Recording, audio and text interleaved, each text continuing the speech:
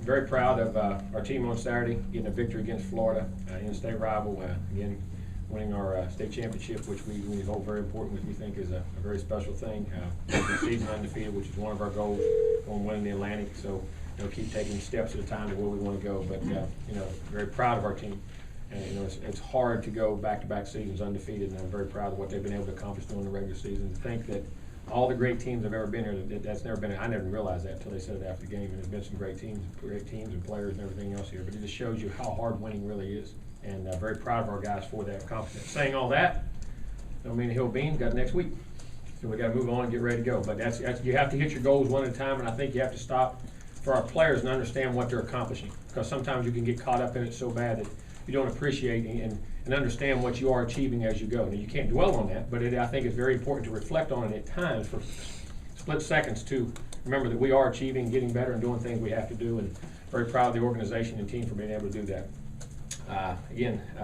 Florida game was a very typical rivalry game, a lot of emotion, a lot of things going on, and you say chaotic, but I'm very proud of our defense in that game. I thought the key was when we turned the ball over, that they were able to hold it 2 field goals, and then created a turnover after that and got a touchdown off of one of their own turnovers to be able to keep us in pace. And then the offense, I thought, had 2 beautiful drives in the second half, a 93 and an 83, second quarter.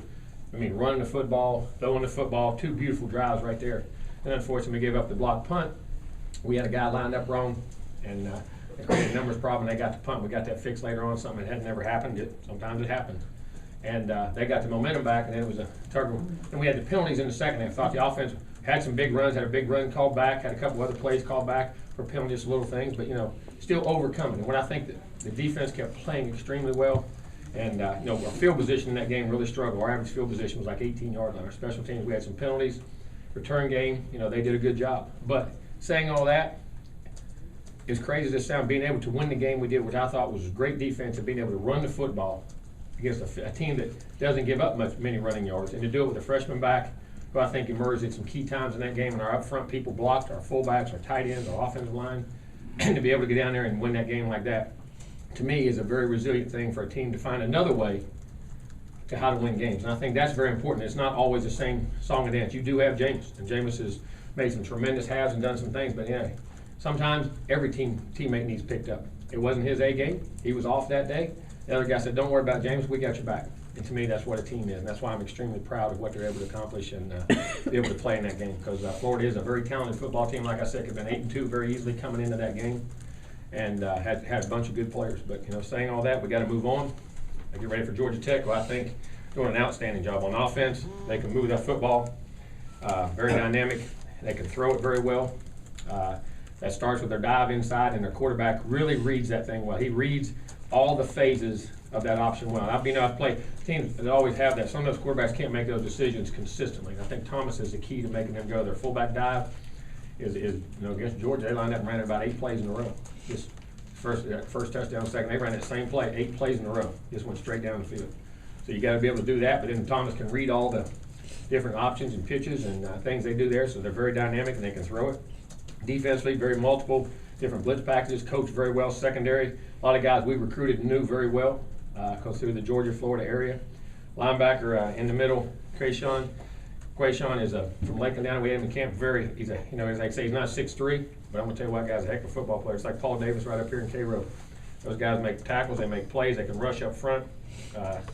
Very big up front at times. Secondary can run. Linebackers good players, and they're playing great football right now. Very confident. So it's going to be a heck of a game. It's what a championship game is, and this time of year there are no easy ones. You got to be able to line up and play, and they have different dynamics. So we got to get ready to play. Defense can be very important for eye control, discipline, toughness, tackle, keep leverage on the ball, and play all 3 phases, and don't get frustrated. And then on offense, you got to maximize your opportunities. Because if you don't get as many at bats, if they do keep the ball, or you keep the, because last week against Boston College, they said Boston College kept the ball. Well, we did too on offense. We had a 15, a 13, 11 play drive. When both teams do that, all of a sudden now that game gets really short. So I think the efficiency is going to be very critical.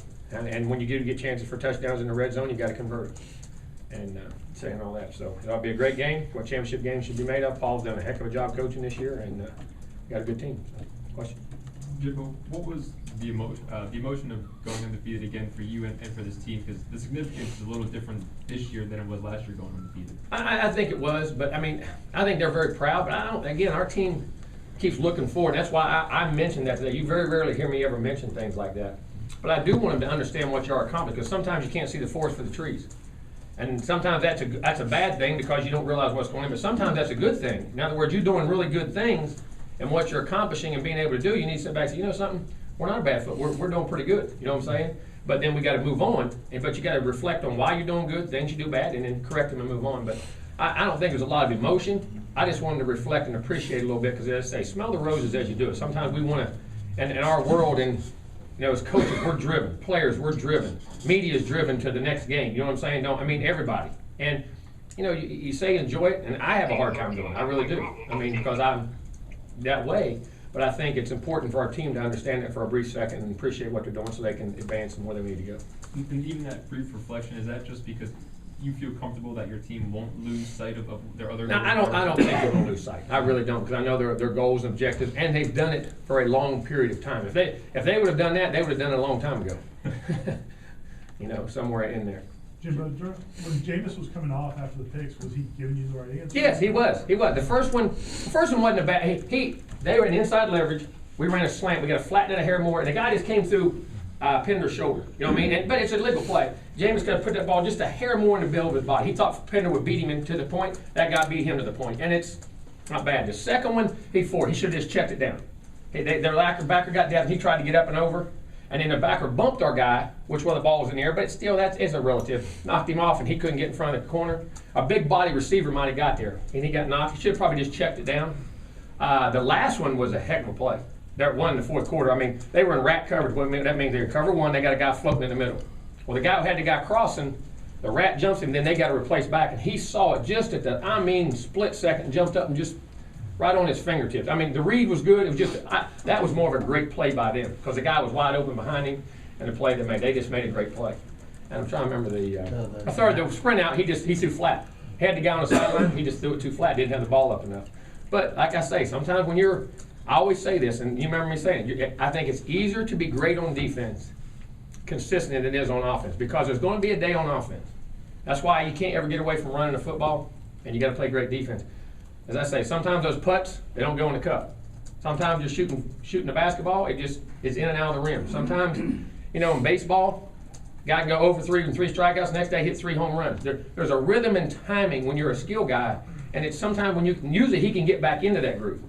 This game, he didn't get back in it as well, and sometimes that happens. I mean, it's just a bad game. It's what it is. Jimbo, in your opening statement, you touched on Cook. Tell me a little bit about how you've seen him mature and what's leading to a lot of the success. Well, I think before, when he first got in the game, like all high school kids, and they're very highly publicized, every run's going to be a touchdown.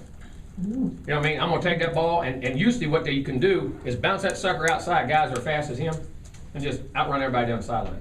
Well, you know, he did that early, and he kept, you know, Coach, I said, just be content. Take a 2-yard run, make it a 4-yard run.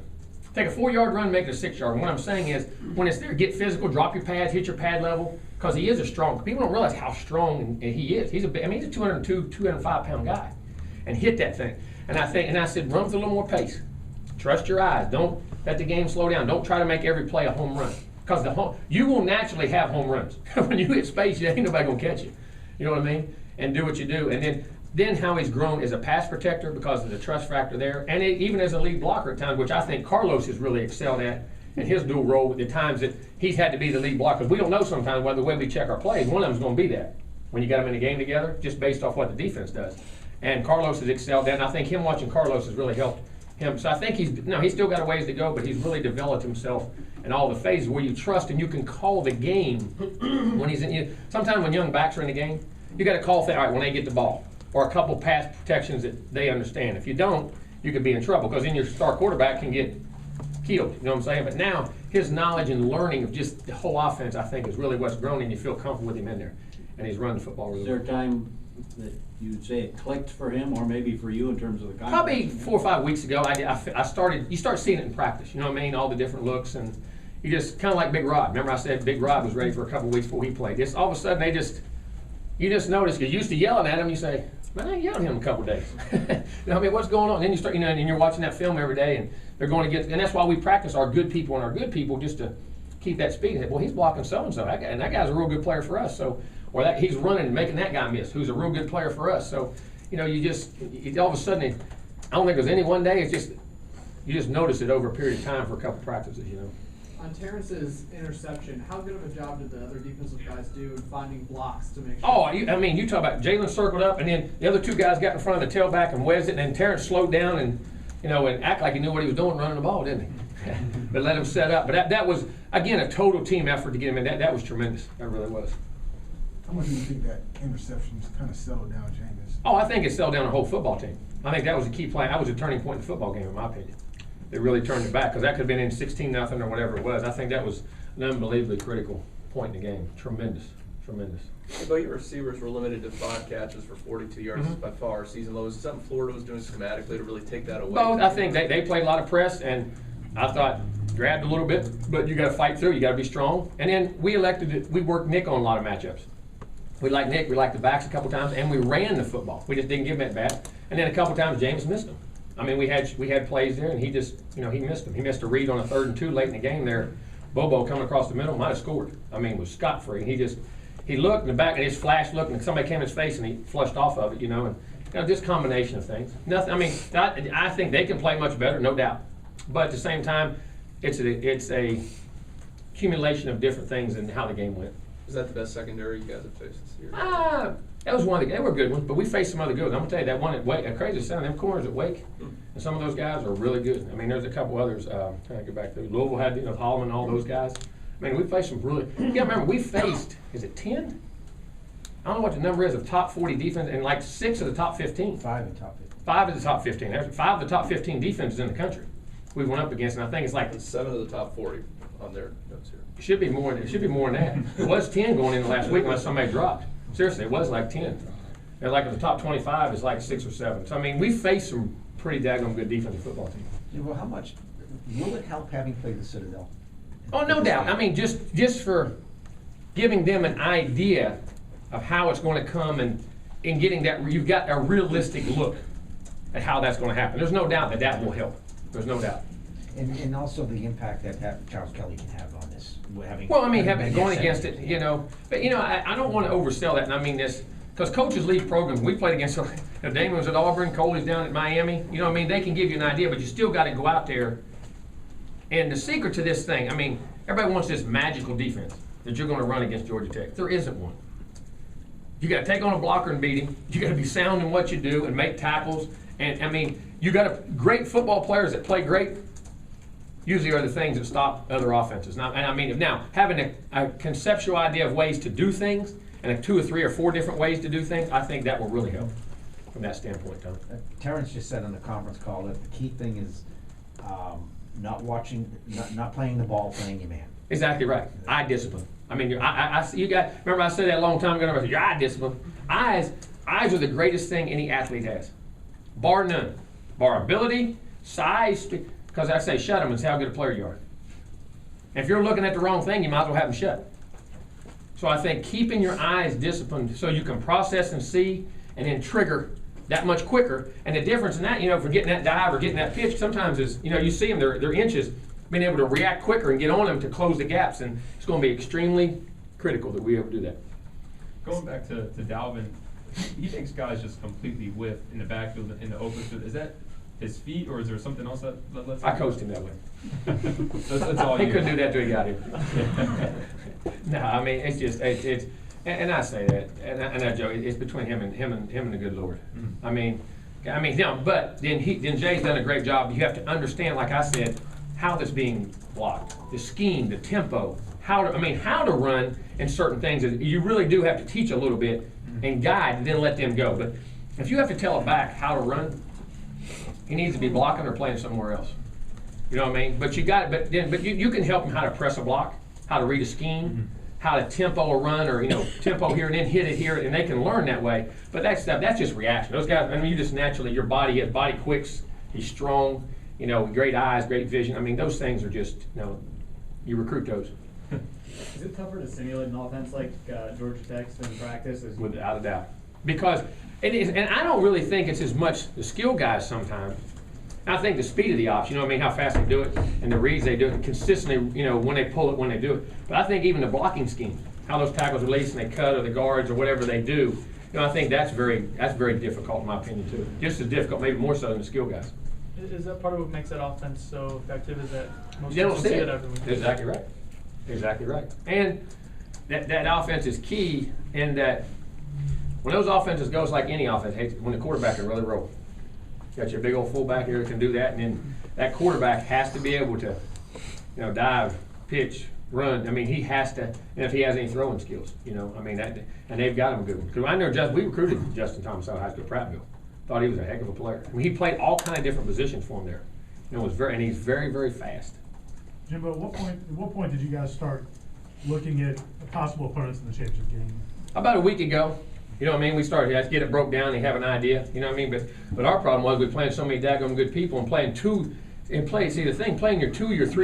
two biggest rivals in the last 3 weeks of the season, you can't afford a lot of time to go away from that. You got your Miami and Florida game. Of course, Boston College is such an important game because of where we're at and what we're trying to get to win all games. And they were so different by their offensive approach. You know what I'm saying? You got your two big rivals on one side, and then you got a Boston College team that's very good on defense and very different on offense and how they do things. And then to get to this, you got it broke down, but to be able to spend time on it, you couldn't do it. I know these are all different running games these last several weeks, but you have played a lot of running games. Does that help at all? Yeah, well, I think from a physicality standpoint, taking on blockers, understanding, getting confidence that I can defeat blockers and do that thing, I think there's no doubt. What kind of emotional or physical impact does that have playing, like you mentioned, Miami, Boston College, Florida, all in that short span? Oh, I think it really is. And then Virginia before that, and you go, that was Louisville and Notre Dame. Think about that stretch you've been on. From that standpoint. What these guys, that's what I tell them, what they've been able to battle through and achieve. I want them to really understand how tough they really are, how mentally tough they are, and what they've been able to accomplish in the situations they've been in, how they've been able to overcome a lot of those things. I think sometimes they don't realize that at times, and I think but then again, this game, like I say, you can be physically or emotionally tired, and both are just as important. Morale and legs. Got to have great legs, but you got to have morale. And so you got to be able to manage those things, and we got to be able to manage them during the week, which is fine. That's what we train and do our off seasons for. That's what off season is made. Now it ain't time to feel sorry for yourself. If you want to be a champion, you got to do things other people aren't willing to do. Coach, what's Carlos' status and any other injuries? He'll have to be judged. There's still, they'll probably, even no matter what, keep him out for a couple of days, no matter what. They always do that. 3 days, and then day by day we'll see how he's doing. Any other significant injuries? No. Just some bangs and bruises, but come out of that, as physical as that game was and hard hitting as it was, come out relatively. I'm again very pleased with our conditioning and how we're preparing and leading up to our guys. We're getting in and out of those games very well. Can you just talk also about did you see Reggie Northridge having a season as big as this coming into this year? Yeah, usually that guy at that linebacker position, he better be making tackles or he ain't gonna be in there very long. But he's done a good job. He has. He's gotten better and better. I thought our linebackers, that was the other key last week. I thought came downhill and really played in the run game. I think that was some of our issues in the past. We weren't triggering getting downhill and getting double teams off of down guys, which if they don't come off, you make the play. If they do, you're singling up your down guys. And I think it's very important for linebackers not just to make tackles. Everybody talks about making tackles. Sometimes those interior guys, like D tackles and inside, you got to be very selfless.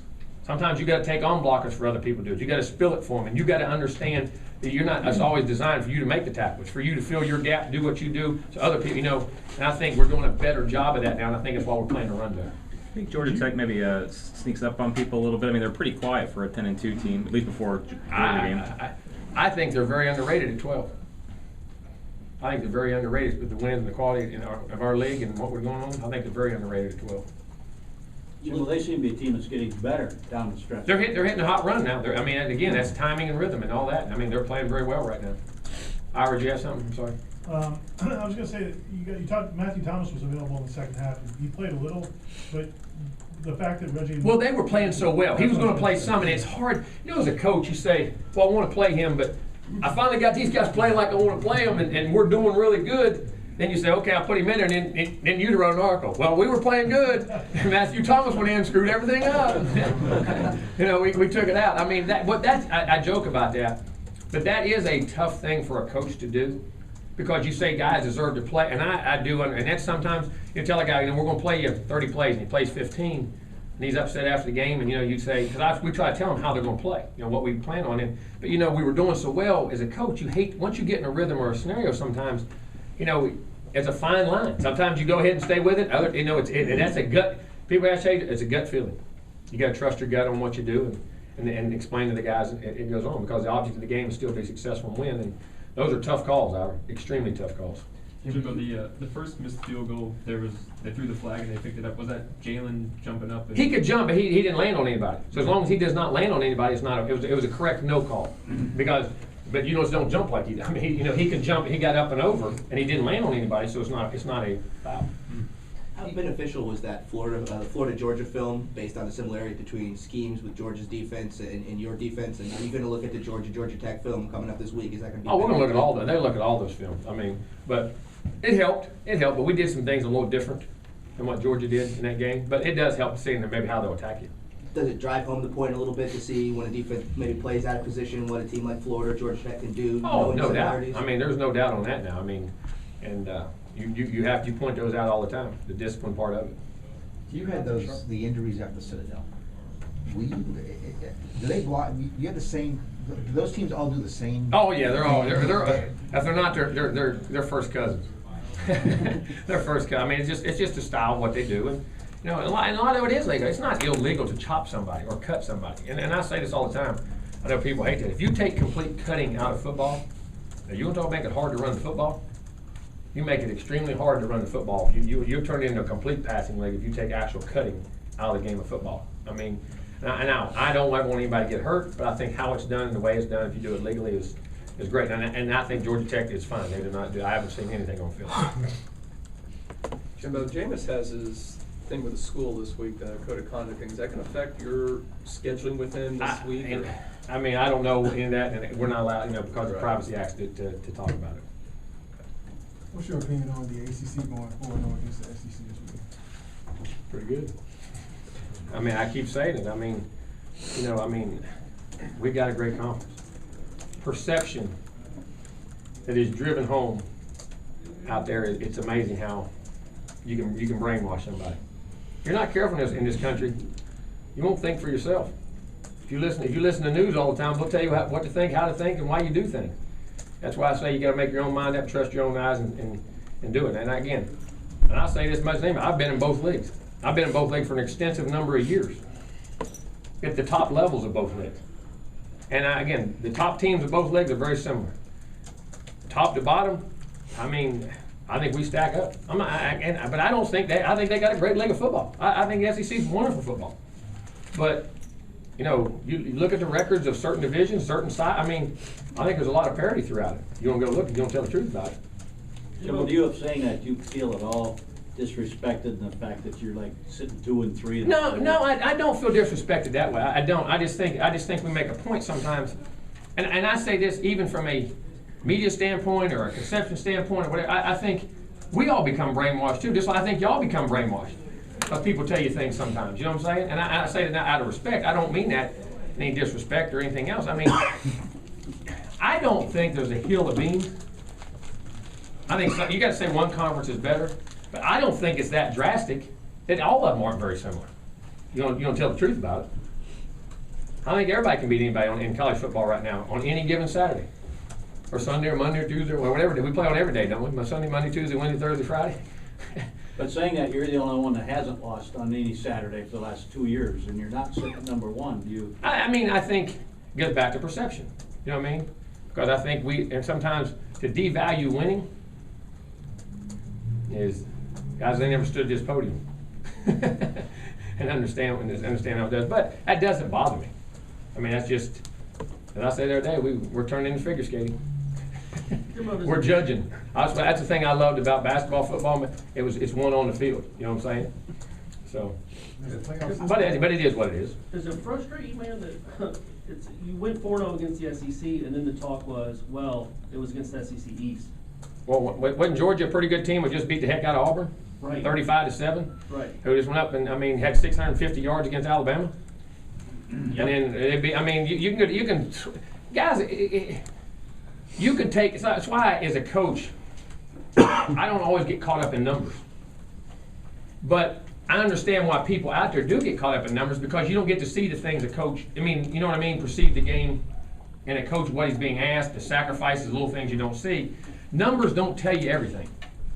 You know what I'm saying? Numbers aren't the catch-all for who's a great player, who's a great team, who's a You know what I'm saying? That's why I always say on the Hall of Fame in baseball, they get so caught up in the numbers. You know what I mean? What about that guy turning those double plays up the middle? What about the guy making the dive and catches? I mean, how the impact on the game. You know what I mean? I just think there's so many other things that we need to measure when we talk about those things. Jason Staples, you want to go ahead? Hey, Coach. Hey, Jason. I've got a couple questions. The first one is has to do with the that 3rd and 2 call against Florida. Just what the thinking was there. What happened on that particular play? On the 30-yard line? Yeah. We ran a crossing route like we did on 3rd and 3 earlier in the game when we hit Rashad. Remember coming out the back door? We hit him on a 2.5-yard completion. We had a rub route coming across, and we had our Z. Now they played the rub, but we had to dig. That's what I was saying earlier. Had Bobo Wilson wide open coming across because we knew what they would be in on 3rd and 3, and we wanted to have a chance there to hit a big play and a touchdown, and had it. Just didn't see the read and get it out of our hand. Okay, I missed that a little bit earlier. All right. So the next one is. And when you're looking in preseason, obviously in the off season and preseason, you're spending your time doing all the game planning and so on for the teams on your schedule. And, you spend your extra time on the teams that are going to need it. Do you guys actually look at potential ACC championship game opponents and that sort of thing in the off season? Yes. So that you're looking at a Georgia Tech and that sort of thing. So you have some preliminary stuff at that point. Yes, we do. And by already playing Citadel, it's one of the reasons I put Citadel on the schedule. That's one of the reasons I wanted to play a Citadel team, to play a team that was very similar to that. So the final question then, you were just talking about how numbers don't show everything, and I think just from what I've seen, that's especially true with how Winston's played this year. I mean, obviously he didn't play especially well this week, but can you talk a little bit about how the numbers may not exactly show? Or, if you disagree with me, you can obviously say that, but how the numbers don't necessarily show how well Winston has played this year. People are comparing him to last year, and some are suggesting that he's regressed and so on, but I'm not sure that's what I see. It's not. He's actually, besides last game, I mean, that was the only poor game he's played. The rest of them, he's played outstanding football. And you got to look at the reasons why things were done, or if it was a blitz pickup, it was supposed to have been blocked, it wasn't, or if a guy broke a route off the wrong way. That perception of it too. So, I mean, learning, breaking new receivers. I thought he's actually been maybe more outstanding in the fact that he's had to overcome so much more with youth around him at different positions and different key times, and being on the road and be able to bring us back and keep his fortitude and put his will in the other guys. And I think that's why we are where we are right now as much as anything. Thanks, Coach. Thank you. Coach, on Tuesday, the committee's going to have to decide what to do with the Ohio State team that just lost a quarterback. Whether it's should have no bearing in it. Their body of work and what they do should be measured. Again, this is not figure skating. I mean, if Ohio State wins a game and wins it well and does what they're supposed to do, if that's what they feel is right, they should put him in there. And how do you know their other quarterback got hurt and they put him in? They've done pretty well. They had one loss then and have done pretty well. I mean, you can't. To me, that is total craziness if you think that way. Following up on that, does that concern you if potentially Jameis's hearing bleeds into next week and the committee has to make their decision that it could? Because we've proven we can win. We beat a great Clemson team without Jameis. We played great football. Jimbo, looking back, do you think maybe that win isn't appreciated? Because you played Clemson fully healthy with Deshaun Watson for most of the and their game. defense, and didn't know we didn't have Jameis till the day before. Yeah, Friday night. I mean, yes. You look back on it, yes. I mean, again, this team finding another way. Did it running game last week. Did it on defense. We've done it with field goal. We've done it interceptions. We've done it without James. We've done it with Jameis. We've done it again. That's. I mean, there've been a lot of things that we've done as an organization. It's been pretty remarkable, and I'm extremely proud of our assistant coaches and players for being able to do that. Jimbo, following up on Gene's question though, so you don't think Jameson does any practice time or anything? I have no idea. I really don't have no idea. Jalen Ramsey does a lot of things to fill up a stat sheet, but going off again, that stats don't say everything. What does Jalen do that helps his defense that doesn't show up? Well, I mean, things he takes away. See, on defense, you got to be careful. They said, Reggie Northrup was the first guy to have 100 tackles in how many years? 09. Now, as great as he is, a great player, how good was Telvin? He didn't get 100 tackles. So Reggie was better. No, he wasn't on the field as much. It was a lot of 3 and outs. Didn't have as many plays. You know what I'm saying? So I think that's where I say that from. You can't always you got to get caught up in how the domination of the game went before that. I'm not saying I think Reggie North was a heck of a linebacker. I don't mean to mean that at all. But at the same time, he had almost 40 more tackles than Telvin, who's one of the best linebackers to play here in a long time. But at the same time, I mean, that's why I say how the game and all that type of stuff interacts, I think, is critical. Your entire defense wasn't on the field for about 4 games. Exactly. Yeah, exactly right. I mean, see, all that matters. You know, all the different things. I mean, so where does Jalen help in those areas? What he takes away. And sometimes that's like saying that free safety's back in the field. He ain't doing nothing back there. What he's doing is what he's taking away. And how he can cover a slot, cover a tight end, cover, you know, or he can blitz and be able to take up a big blocker, which allows another one-on-one for one of our inside guys, because you can't always block him with a DB or somebody like that. You know what I mean? Because of his athleticism, size, and they'll batting balls or whatever he does, and his presence, and then the threat of him always coming. You got to know. So you're in the quarterback's mind. They slide in protection. All right, we're bluffing him, then we're bringing it from the other side and get a guy free because Jalen's over here. You know what I'm saying? I mean, it's that kind of factor. And I'm trying to remember that final interception against Miami. You called timeout because you wanted Jalen on the guy that you thought. Well, we wanted to make sure we got the matchups because most people go to best players when how they're going to get guys. And we wanted to make sure we got the guys in the right position and matched up the way we wanted to match up. As you break down film with Georgia Tech, is it different even trying to chart what they do because their run plays aren't quite? No. I mean, the offense. It's not. They do what they do. Jimbo, on the fake punt at the time, you did have a whole lot to lose by not picking up. And Hines should have kicked the ball. I'd have punted the ball. Should have called it off. You know what I mean? And that's what we didn't get done. That's what I wanted to try to get done. That's all my fault. We should have got it called off once we realized it wasn't there like we wanted it. But they had it there early, and then they made a shift. You know what I mean? And should have punted the ball. When Mario was designed to go to him. Oh yeah. Okay. He can roll through there now. You hit it. He can roll through there. Was that a play where if the punt team saw it out there to go with it? Or we could have, but we just didn't do it, and they should have punted it.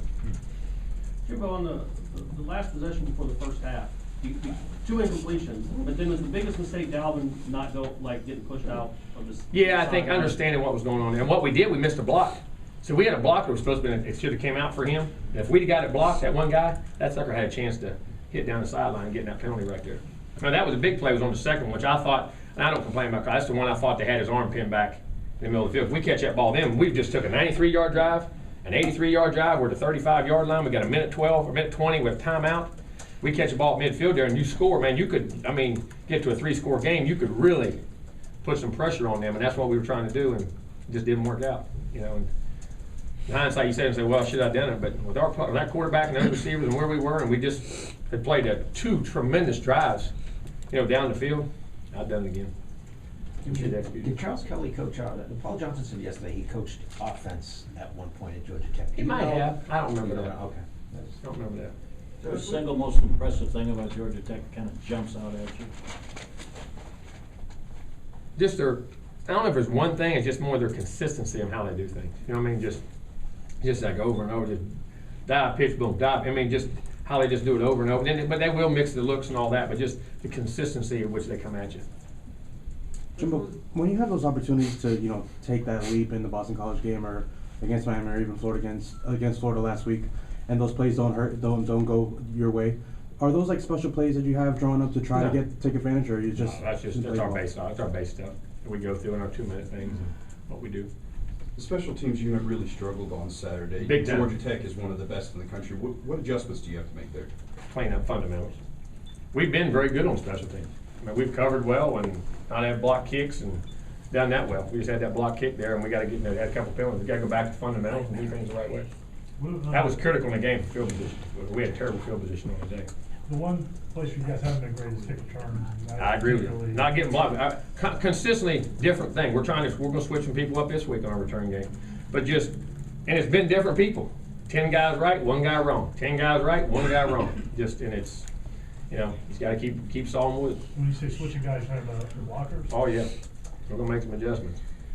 And, if you keep sitting there and expect to get a different result, keep doing the same thing. We got to move some guys around. Florida wasn't great at kicking touchbacks, but did you sense that they were purposely trying to kick it a little bit shorter, being not afraid of the return game? No, I don't think so. I just think that's how the ball went. If them guys, there's very few guys can do that. Roberto can. There's very few that can do that. Coach, what was your reaction to what's going on over at UMD? I was shocked by that. I had no idea. 'Cause they had a good year and bounced back and got to a bowl eligible team, 6-6. And I hate that for anybody. I mean, for the opportunities for those kids that went there with the dreams of being there. And I mean, I don't know the reason. I'm not blaming anybody. I just hate to see that in a state that's so rich in football, the state of Alabama and Birmingham. At one time, that was the football capital of the South. Did you feel? Remember, that's where everything was based out of. I mean, that's where everything was based out of. Jimbo, did you you knew Charles Kelly before the 2012 championship game? Oh yeah, he was a GA for us at Auburn back in '93. Did you, when that position came open, how did that game and what he was able to do against your offense for the final 3 Oh yeah, and I always knew Charles was a great special teams guy, great coach, great recruiter, great person. You know, he was a guy that always had on a list of guys. He turned that defense around the second half of that season. They were atrocious there for a first half, and he got them. They flipped it. I mean, he dropped like 20 points a game when he took over, and did. And remember, guys, we had a great first half, had 21 points. Second half, had a couple penalties and a couple things, and they kept the ball. And remember, it got close. Is there a common thread with the false starts? I don't know. It needs to quit. It's amazing.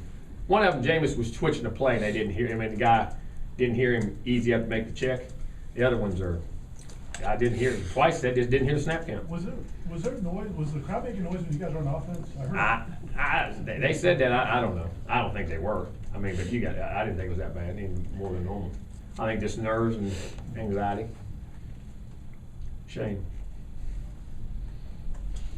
Good? Good. Thank you. Thanks, Coach. Jimbo.